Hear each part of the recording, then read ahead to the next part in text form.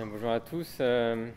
Bon, alors je suis tout d'abord un peu désolé de me présenter devant vous avec une tête de boxeur un peu maganée, comme on dit ici. Mais c'est comme ça, il faut assumer les circonstances pratiques de son existence. Alors je veux tout d'abord remercier vivement le maître d'œuvre de ce colloque, Donald, pour la qualité de son organisation. Qu'est-ce que je peux faire?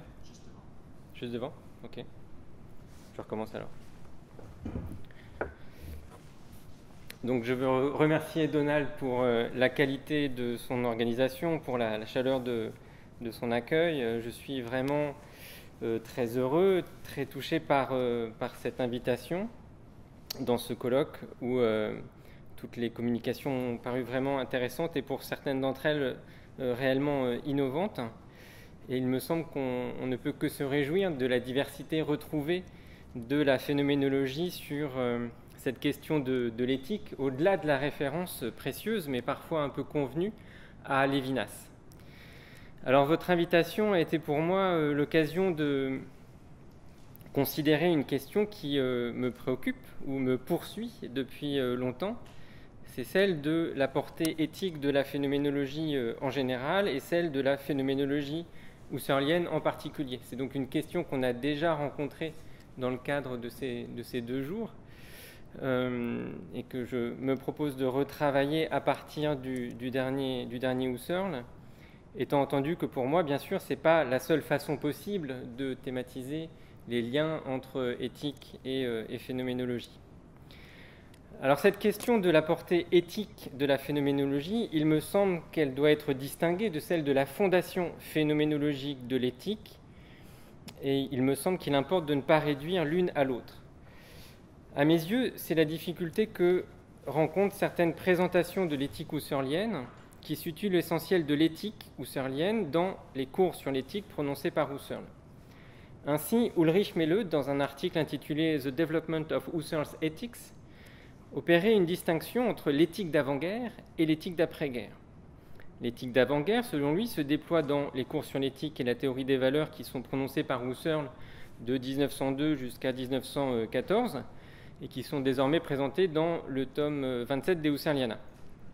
L'éthique d'après-guerre, selon Ulrich Mehle, consisterait pour l'essentiel dans les 3 conférences sur l'idéal fichtéen de l'humanité prononcées en 1917-1918, dans un cours de 1919-1920 d'introduction à la philosophie, et puis enfin dans le cours d'éthique du semestre d'été de l'année 1920 qui est repris en 1924. Alors il relève aussi une série de manuscrits importants et il établit des liens avec les réflexions théologiques de Husserl datant de la même époque. Or, cette présentation, cet aperçu du développement de l'éthique husserlienne peut laisser l'impression que l'éthique s'accomplit essentiellement sur le mode d'une refondation phénoménologique de l'éthique, c'est-à-dire par l'intermédiaire de l'analyse descriptive, méthodique de l'affectivité, des actes axiologiques, volitifs, de la conscience intentionnelle, par la discussion également d'un certain nombre de théories éthiques présentes dans l'histoire de la philosophie, et enfin par la reformulation de l'impératif catégorique kantien. Et cela peut également laisser l'impression qu'il n'est plus guère question d'éthique dans l'œuvre du dernier Husserl, comme si l'essentiel se jouait déjà ailleurs, à savoir dans les cours sur l'éthique et la théorie des valeurs. Alors je voudrais soutenir au contraire que la dernière période de l'œuvre husserlienne est l'occasion d'un renouveau de la réflexion éthique, et que le motif de l'automéditation, c'est-à-dire de la Selbstbesinnung, automéditation que le sujet doit conduire sur lui-même, en est le meilleur révélateur. Alors c'est le meilleur révélateur, mais c'est un révélateur qu'il faut lui-même révéler, et donc je vais vous proposer une reconstruction que je pense fidèle de la théorie husserlienne sur cette question. Alors à bien y regarder, l'unité de la recherche husserlienne des années 30 se joue aussi, et peut-être essentiellement, sur cette question de la possible portée éthique de la phénoménologie pour la communauté des philosophes et au-delà pour toute communauté sociale. Certes, l'œuvre du dernier Husserl présente une pluralité d'aspects et des spécificités discursives qui compliquent l'appréciation de l'unité de l'ensemble. Ainsi, on a pu considérer que l'apport essentiel de cette période, c'était la prise en compte de l'histoire, ce qu'on trouve par exemple chez David Carr ou encore chez Françoise d'Astur, On a pu souligner l'importance du diagnostic husserlien d'une crise de la modernité qu'on retrouvera ensuite chez Arendt ou chez Merleau-Ponty. On a pu montrer la complexité des explorations entreprises en direction d'une théorie du monde de la vie. C'est la perspective qui décide de l'unité éditoriale des volumes 29 et 39 des Husserliana qui complète la Crisis. Sur un plan méthodologique, on a insisté sur le déploiement d'une nouvelle voie d'accès à la réduction transcendantale, c'est ce qu'on trouve chez Isokern. Ou encore, on a pu souligner l'importance de la phénoménologie générative qui perce dans ces années-là, à quoi Anthony Steinbock a beaucoup œuvré. Mais il me semble qu'on peut aussi reconsidérer l'ensemble de ces recherches ou de ces aspects de la pensée de Husserl depuis le paragraphe 64 des Méditations cartésiennes, qui les annonce. Husserl y décrit le programme des recherches à venir comme étant, je cite, « le commencement d'un éclaircissement radical du sens et de l'origine, des concepts de monde, nature, espace, temps, être animal, être humain, âme, corps, communauté sociale, culture, etc. » Et il insiste sur le fait qu'elles doivent être comprises sous la perspective de ce qu'il appelle les problèmes éthico-religieux, sans les préciser véritablement, lesquels, selon lui, doivent être désormais posés, je cite, sur la base où doit être établi tout ce qui, pour nous, doit être en mesure d'avoir un sens possible. La recherche phénoménologique, dans toute son extension, toute sa diversité, est donc ici sous-tendue par une perspective éthique, celle de la réalisation d'une existence accomplie et d'une humanité rationnelle.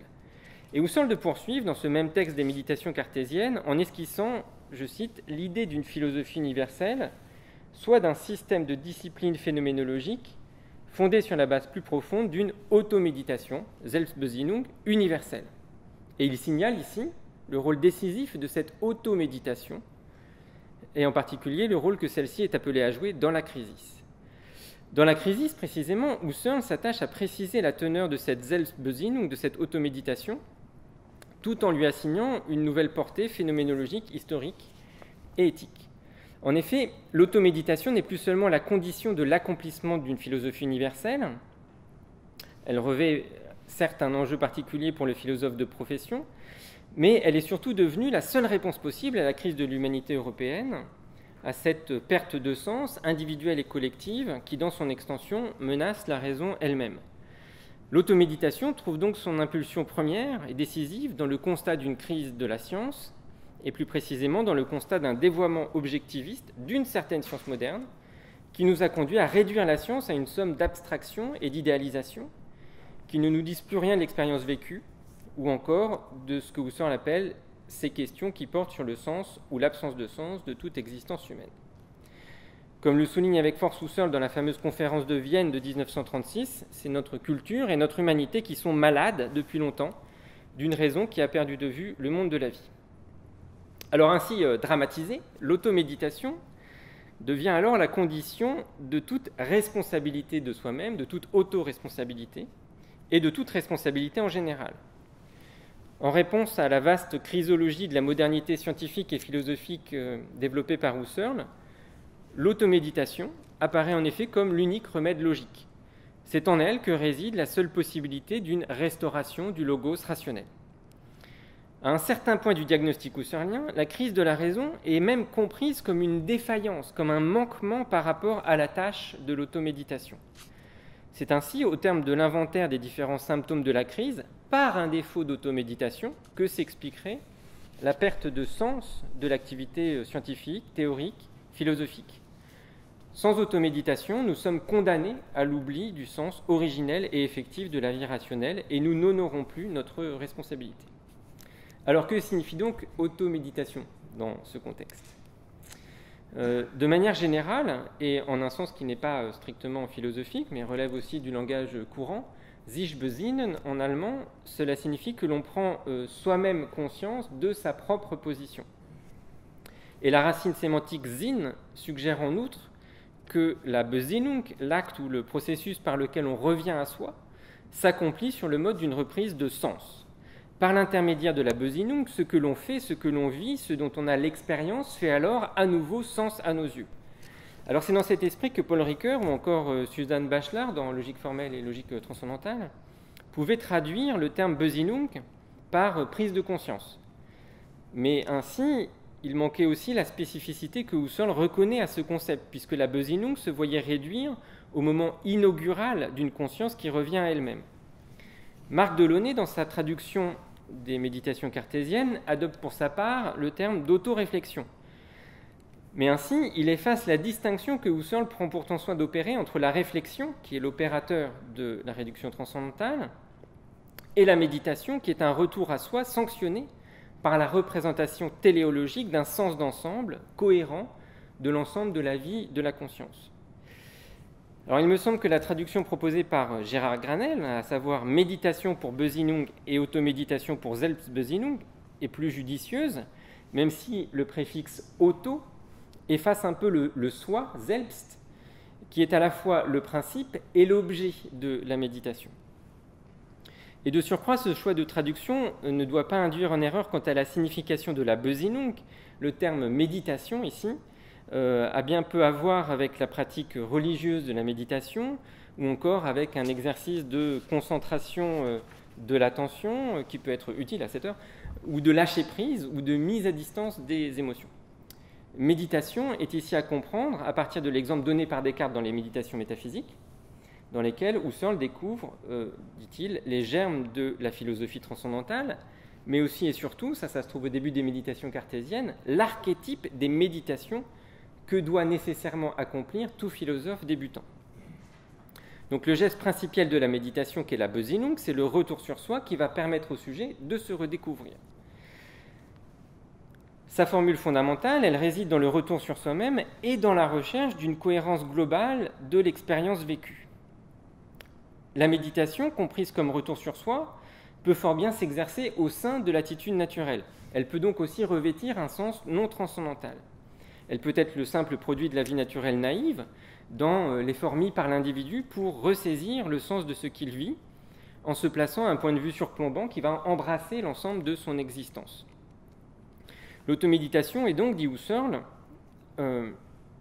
généralement cette méditation dans laquelle l'homme en tant que personne tente de réfléchir au sens ultime de son existence.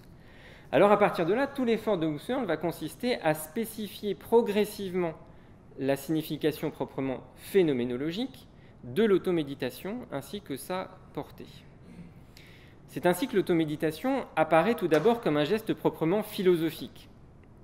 Ça, c'est quelque chose qui est déjà présent dans Philosophie première, où se déploie une théorie de la réduction phénoménologique, et Husserl propose déjà à ce moment-là, je cite, des méditations préliminaires sur le commencement apodictique de la philosophie.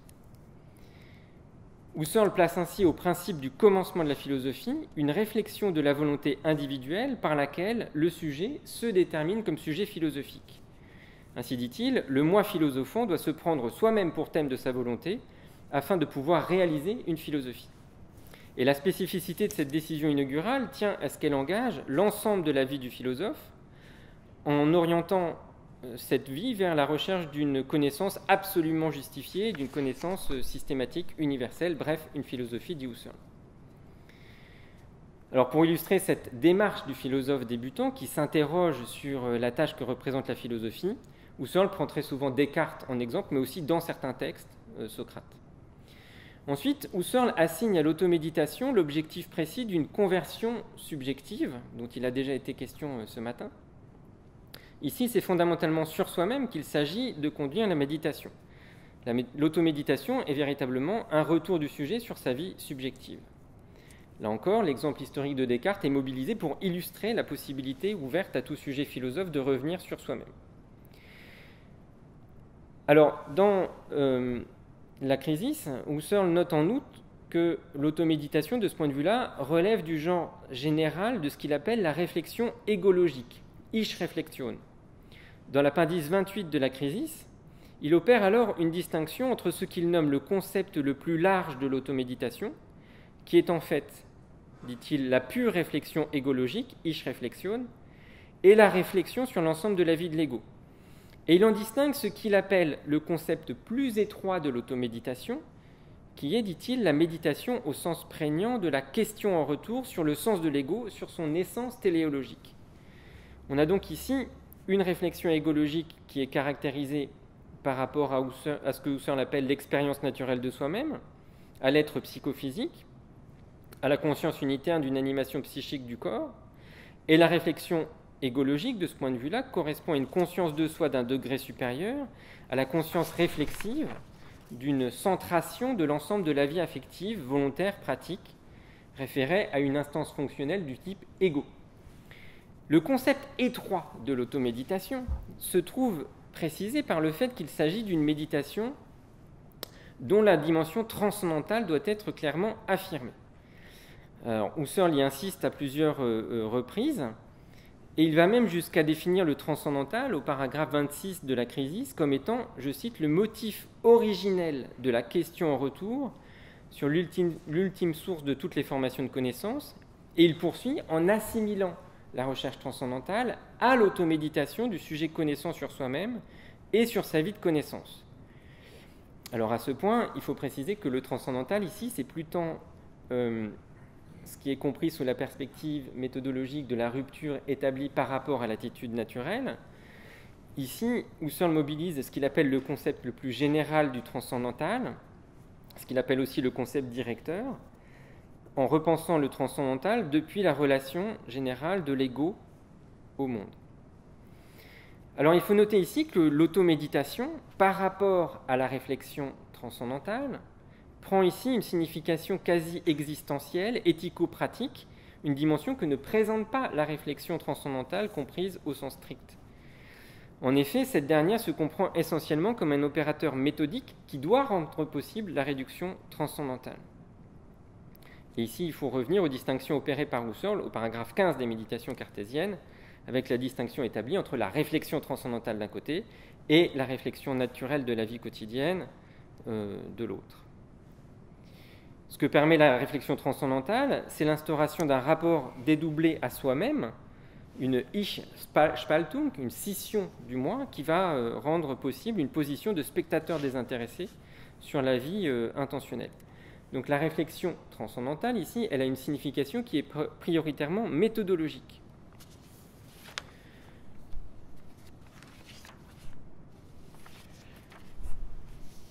En comparaison, on dispose d'un texte, l'appendice 20 de la Crisis, qui permet d'apprécier la différence présentée par l'automéditation par rapport à la dite réflexion transcendantale. Husserl commence par y rappeler toute l'importance de l'époquée, mais il insiste à présent sur le fait qu'à travers elle, l'ego se met à vouloir vivre d'une façon nouvelle, et l'automéditation, donc non plus la réflexion ici, l'automéditation est alors présentée comme un apprendre à se connaître transcendantal qui implique à la fois la reconnaissance de l'acquis antérieur et la projection téléologique vers un avenir du sujet. Donc ce qui est très intéressant ici, c'est que le résultat attendu de l'automéditation, ce n'est pas un vague état de bien-être intérieur, vous l'aurez compris, mais c'est la production d'une représentation téléologique, une représentation anticipatrice d'une unité, dit Husserl, et une représentation qui se caractérise par le fait qu'elle porte soit sur un segment défini de la vie individuelle, soit sur sa vie entière. La représentation téléologique que pourvoit l'automéditation doit permettre, selon Husserl, de dégager une cohérence d'ensemble et d'œuvrer en fidélité à une identité de sens préalablement définie. C'est ce qui s'ensuit, à partir de la représentation téléologique de l'automéditation, une tâche à accomplir, un projet gouvernant, dit Husserl, qui doit ensuite, dans la méditation, être répété. Alors, parvenu à ce point, on peut donc retenir l'idée que l'automéditation apparaît comme une sorte de questionnement réflexif sur le sens de sa vie, et en définitive comme une façon avantageuse de présenter la phénoménologie transcendantale comme une interrogation du rapport du sujet au monde. Mais si on en reste là, on manque aussi la radicalité de la pensée husserlienne, qui tient au fait que l'automéditation doit être conçue comme une méditation à la fois historique et critique. Ainsi, Husserl le dit-il, nous avons besoin de la pénétration d'une méditation en retour, historique et critique, afin de nous soucier d'une compréhension radicale de nous-mêmes avant toute décision. Alors la question que pose inévitablement ce propos, elle est formulée par Husserl lui-même dans l'appendice 28 de la Crisis. Quel est ici le besoin de l'histoire ? En quoi la méditation sur soi-même implique-t-elle le recours à l'histoire ? Question qui donc se double d'une autre, que faut-il comprendre sous l'idée d'une critique méditative? Quelles sont les normes et les moyens d'une telle critique? Alors le plus souvent, la dimension historico-critique de la Selbstbesinnung, de l'automéditation, elle est thématisée depuis la perspective particulière d'une éthique de l'activité philosophique. C'est en effet le philosophe débutant, et par extension tout philosophe, qui doit s'interroger sur la nature de la philosophie, en considérant ce qu'elle a d'abord été dans l'histoire de la philosophie. Pour révéler la tâche de la philosophie, pour redécouvrir ses buts authentiques, il faut renouer avec ses commencements historiques. L'automéditation se comprend donc comme une reprise de sens, comme la réappropriation de ce qui gît dans l'histoire, sur le mode d'une rétrospection active. Mais cette investigation archéologique a pour complément une mise en perspective téléologique, une restitution des buts authentiques qui animent l'histoire de l'humanité européenne. Et on retrouve ici une solidarité des recherches généalogiques et téléologiques qui est déjà à l'œuvre dans le champ de la philosophie génétique. La question en retour sur toute genèse dépend de l'identification du télos qui régit cette même genèse. Alors, sous l'optique particulière qui est celle de l'automéditation, ce qui importe avant tout, c'est, dit Husserl, de se donner la compréhension de la téléologie dans le devenir historique de la philosophie, et du même coup que nous nous mettions au clair sur nous-mêmes en tant que nous sommes les porteurs de cette téléologie, et que notre dessein personnel est de contribuer à l'accomplir. Donc le legs de l'histoire de la philosophie, ici, ce n'est pas une succession de doctrines particulières, mais c'est bien la définition historique d'une tâche, celle d'un accomplissement rationnel de l'humanité. Tâche qui reste à accomplir, et l'unité du devenir historique réside ainsi dans l'affirmation continue d'une philosophie qui serait enfin science rigoureuse. Par cette méditation archéologique, il ne s'agit pas pour autant d'écrire une histoire objective de la philosophie, car cette histoire, si c'en est une, ne se conçoit elle-même que relativement à la critique que le sujet doit exercer sur lui-même en vue de découvrir les buts qu'il peut assigner à son existence. Alors d'un côté, écrit Husserl, l'automéditation passe, je cite, par la compréhension critique de l'unité d'ensemble de l'histoire. Donc compréhension critique de l'histoire, mais de l'autre, corrélativement, dit-il, toute méditation sur des fondements existentiels est par nature critique. Donc on voit qu'ici, l'automéditation présente donc deux dimensions complémentaires, historique et critique, et qu'il n'est pas possible de les dissocier aux yeux de Husserl. L'objectif n'est pas tant de situer la phénoménologie comme le terme heureux ou l'aboutissement de l'histoire de la philosophie, il s'agit surtout de découvrir dans cette dernière l'occasion d'une méditation éthique, d'une prise de conscience que tout philosophe doit à l'unité de tout ce que tout philosophe doit à l'unité téléologique foncière qui anime l'histoire de la philosophie. L'automéditation doit donc être la reprise consciente de l'unité téléologique de cette histoire, qu'elle nous donne l'occasion de nous réapproprier. Ainsi écrit-il au paragraphe 15 de la Crisis, il convient donc que nous nous donnions la compréhension de la téléologie dans le devenir historique de la philosophie, en particulier celle des modernes, et du même coup que nous nous mettions au clair sur nous-mêmes en tant que nous sommes les porteurs de cette téléologie. La critique doit permettre au sujet de se mettre au clair avec lui-même en tant qu'il est le produit d'une certaine histoire. Et si une telle critique est nécessaire, c'est bien parce que nous sommes travaillés par des idées qui agissent, dit Husserl, comme des forces instinctives, sourdement, de manière quasi inconsciente. L'automéditation critique fait donc retour sur une expérience sédimentée, sur une histoire qui en quelque sorte gît dans le sujet, et qui est comme incorporée et oubliée. Il y a donc ici une sorte de normativité historique qui décide du sens de notre expérience, non pas au sens d'un déterminisme grossier, mais plutôt en ce sens que la vie intentionnelle présente bien de part en part une dimension sociale et historique qui est le double produit de la passivité et de la générativité. Alors c'est donc dans la révélation des tendances qui agissent de manière sous-jacente dans l'histoire de la philosophie, dans la mise au jour d'un sens latent mais persistant, que l'automéditation peut s'effectuer. Dès lors, la critique méditative se conçoit comme une mise à l'épreuve de la volonté. Elle est, dit Husserl, une question en retour sur ce qui, a été voulu en tant que philosophie et a continué à être voulu à travers l'histoire dans la communion de tous les philosophes et de toutes les philosophies. Et il poursuit, mais cela se fera aussi par l'examen critique de ce qui dénote cette ultime authenticité d'origine. Alors, en insistant ainsi sur la double dimension historique et critique de l'automéditation, il faut voir que Husserl se situe incontestablement en proximité directe avec la conception que Dilthey se faisait de l'automéditation. Alors certes, Husserl ne se réclame jamais directement du grand penseur de l'autonomie des sciences de l'esprit, mais on sait bien que les liens étaient étroits, qu'il connaissait bien les travaux de Dilthey. Et ici, c'est important de relever cette proximité parce que Dilthey, c'est véritablement le premier à avoir défini la Selbstbesinnung, donc l'automéditation, comme une description et une analyse de l'ensemble de la vie psychique. Pour lui, l'automéditation doit révéler la structure générale de cette vie psychique dans l'unité d'un mouvement vital et jusqu'à toutes ses expressions historiques et sociales. Donc Dilthey voit par exemple dans l'autobiographie l'expression littéraire de l'automéditation. Il en fait aussi le principe de toute compréhension, Verstehen, et il la situe à l'arrière-plan de toutes les sciences de l'esprit. Donc pour lui, l'automéditation régit la compréhension que nous pouvons avoir du sens d'ensemble de notre vie, tout comme la compréhension de la vie d'autrui. Et la philosophie, dans son ensemble, est déjà chez lui une automéditation de la vie qui doit l'apporter à une plus grande conscience d'elle-même. Alors, à l'évidence, Husserl retient ici de Dilthey toute l'importance que celui-ci accorde à la dimension historique et sociale de l'automéditation.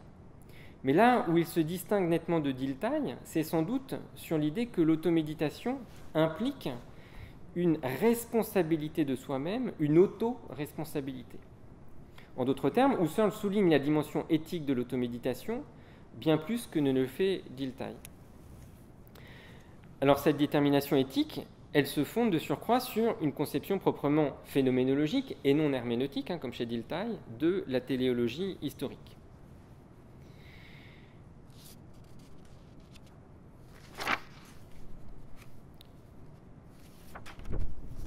Alors le cas du philosophe est là encore tout à fait parlant.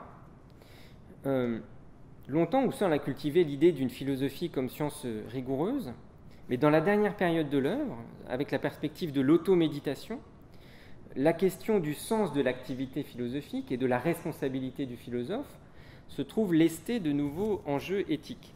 Ici, c'est plus simplement la définition de la philosophie comme science qui est en cause, mais c'est bien plutôt l'autoresponsabilité du sujet dans la perspective d'une humanité personnelle et communautaire que le philosophe, aux yeux de Husserl, doit illustrer exemplairement. Alors, à mon sens, c'est cette dimension personnelle et communautaire qui signe la spécificité de la conception husserlienne de l'automéditation. Alors, sous un premier aspect, la dimension personnelle de l'automéditation doit se comprendre tout d'abord sous une perspective individuelle, comme un effort qui procède du sujet lui-même. Dans l'automéditation, le sujet n'a d'abord affaire qu'à lui-même. Ainsi, dans le cas particulier du philosophe, le soi est d'abord cela seul qui est à la disposition du philosophe qui commence sa philosophie. C'est ce qu'il exprimait dans le second tome de Philosophie première, où il soulignait déjà, je cite, « Qu'hormis soi-même, le philosophe ne possède rien. Le philosophe, en tant que philosophe, doit donc commencer par réfléchir sur soi-même en tant qu'il est celui qui veut la philosophie. » Bon, c'est une proposition qui me semble contestable, mais peu importe. Aux yeux de Husserl, la responsabilité individuelle se traduit donc surtout par un effort sur soi-même, mais aussi par l'impératif d'une connaissance de soi-même que l'automéditation doit précisément pourvoir. Au tout dernier paragraphe des Méditations cartésiennes, Husserl reprend volontiers la sentence de l'oracle delphique, « Connais-toi toi-même », pour présenter la phénoménologie comme une réponse crédible à cet impératif. Dans la Crisis, il poursuit en disant « Une réflexion historique en retour, telle que celle dont nous parlons, est ainsi véritablement une très profonde automéditation sur la compréhension de soi-même. » Alors, il faut identifier le type de connaissance particulier que nous procure l'automéditation, en son sens le plus radical. Le soi qu'elle prend pour objet de connaissance, aux yeux de Husserl, ce n'est pas la singularité subjective empirique, mais c'est la subjectivité transcendantale, c'est-à-dire l'ensemble des structures universelles qui régissent toute vie intentionnelle et dont la phénoménologie conduit l'exploration méthodique. La réduction transcendantale occasionne un renversement de la position de l'ego qui n'est plus compris comme étant dans le monde, mais se découvre comme instance constituante du monde. La validité du monde, qui allait de soi dans l'attitude naturelle, est désormais réinterrogée depuis la structure de validation, qu'est la subjectivité transcendantale. Donc, la connaissance de soi assez particulière qui est promue par cette automéditation, c'est en définitive la redécouverte de notre expérience du monde depuis la subjectivité transcendantale.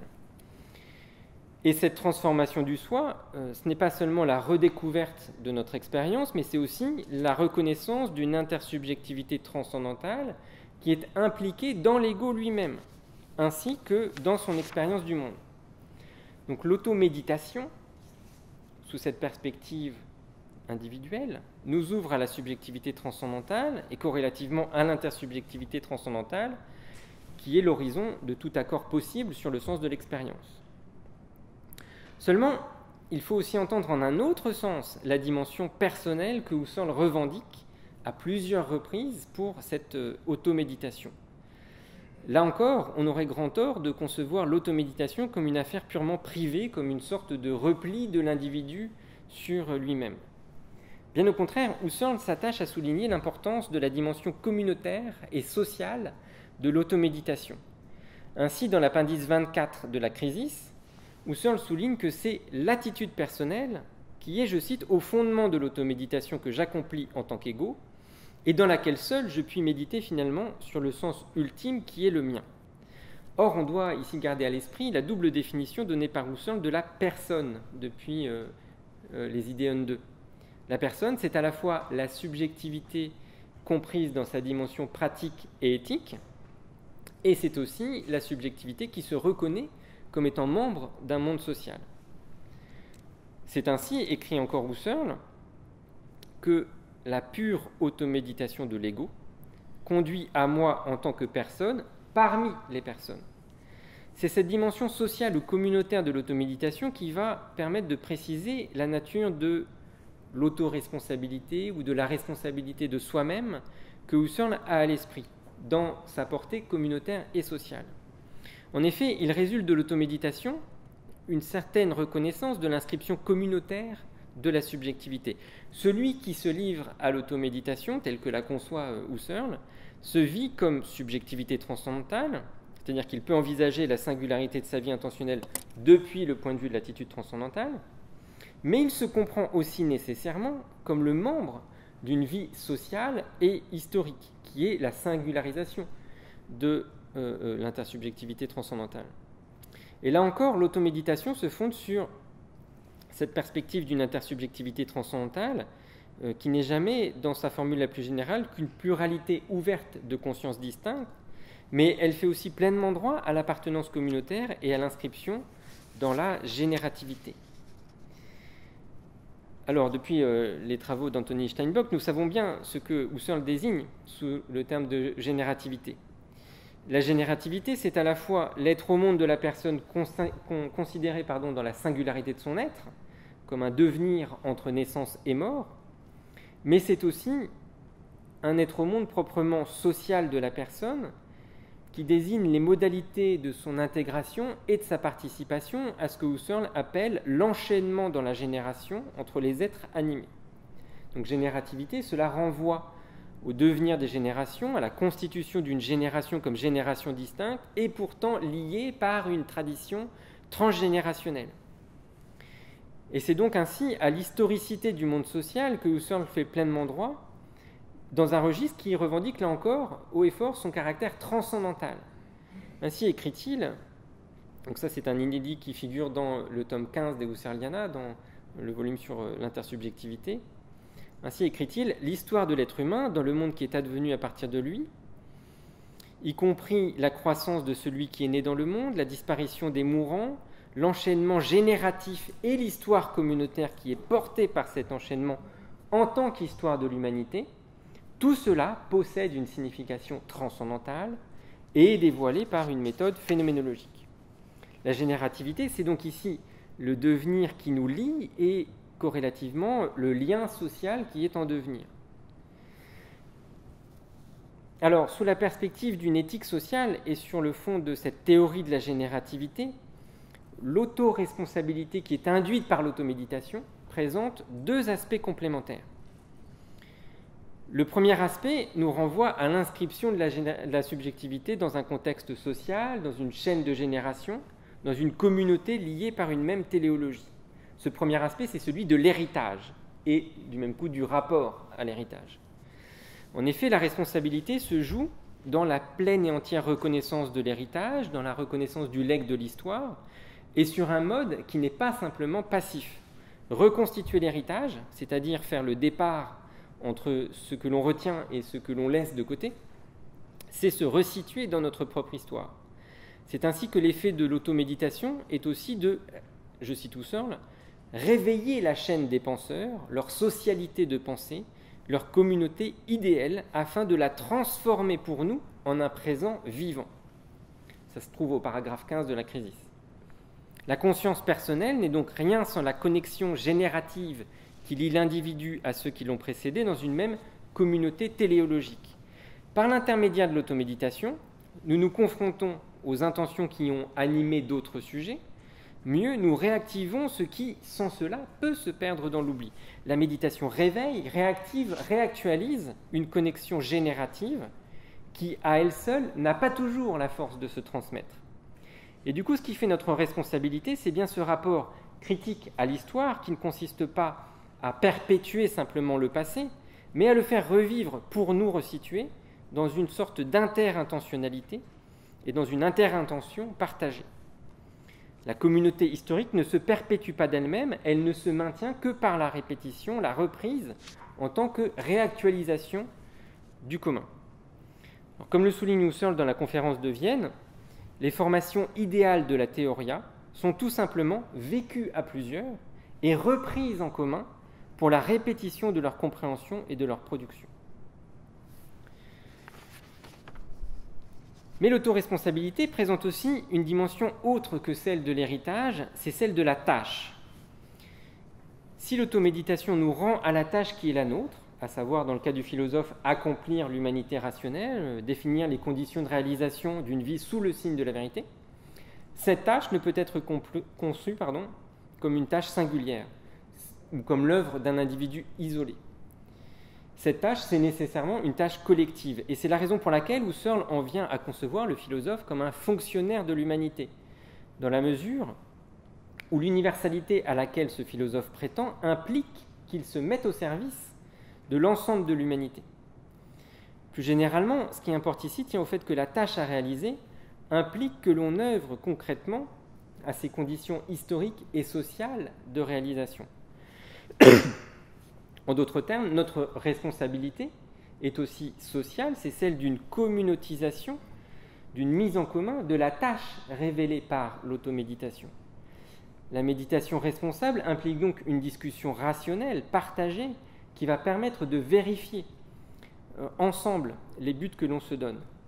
Donc on le voit bien, il ne s'agit pas de s'autoriser des structures de la subjectivité transcendantale, il faut également que la téléologie soit activement explicitée, vérifiée, confirmée par une discussion ouverte. L'automéditation individuelle implique donc son prolongement dans une automéditation communautaire. Je cite Husserl, il est bien entendu qu'en tant que philosophe, je ne veux et ne peux vouloir rien d'autre que des méditations radicales de moi-même, qui du fond d'elles-mêmes se transforment en automéditation de l'intersubjectivité existant pour moi. Donc du fond d'elle-même, on est ici au fond des choses. On a perdu le... Oui, c'est ça, aller au fond des choses. Nous y invite ce slogan. Alors, dans le cas des philosophes, c'est précisément ce à quoi Husserl aspire, et la Crisis est précisément l'acte par lequel Husserl entend restaurer une communauté rationnelle autour des fins de la philosophie. Alors on voit aussi que, du même coup, l'extension de l'automéditation suppose de travailler activement à la constitution d'une communauté de philosophes, c'est-à-dire à la diffusion de l'idéal visé et à l'extension même de cette communauté. Du coup, la réalisation de la tâche déterminée par l'automéditation suppose sans nul doute l'effort particulier de la volonté individuelle, mais aussi la formation effective, pratique d'une communauté éthique. Alors on atteint là sans doute les limites de cette automéditation. La constitution d'une telle communauté dépend en partie des efforts du sujet, mais aussi de ce que les autres sont prêts à faire. Elle nous expose donc au risque de l'incompréhension, du rejet, du dévoiement du projet originel. Et il y a là une somme d'obstacles dont Husserl avait bien conscience et qui, en quelque sorte, scellent la limite de cette automéditation, qui est fondamentalement une automéditation du sujet sur lui-même. Ainsi, Husserl écrit-il dans la Crisis, « J'essaye de guider, non d'endoctriner, et seulement de montrer, de décrire ce que je vois. Je n'ai d'autre prétention que celle de parler à moi-même d'abord, et ensuite seulement aux autres, avec le meilleur savoir et la plus grande conscience qui ait jamais mis quiconque a vécu de bout en bout, dans tout son sérieux, le destin d'une existence philosophique. » Donc on voit que la théorie husserlienne de l'automéditation recèle de puissantes ressources pour donner du crédit à une éthique individuelle et sociale qui représente bien en définitive l'ultime éthique husserlienne. Elle nous invite à envisager la subjectivité comme une subjectivité sociale, historique, et elle nous rappelle en définitive qu'on ne sait vers quoi on va qu'à la condition de savoir d'où l'on vient. Plus généralement, au-delà de Husserl, on pourrait concevoir l'automéditation comme un moment particulier de la vie du sujet où nous reprenons conscience des enjeux de questions diverses, où notre subjectivité se trouve liée à toute une vie historique et sociale. Ainsi, en va-t-il de la crise écologique, par exemple, ou de la défense de droits communautaires, qui va nécessairement rencontrer des oppositions, mais qu'on doit penser aussi sur le fond d'une référence à l'universel.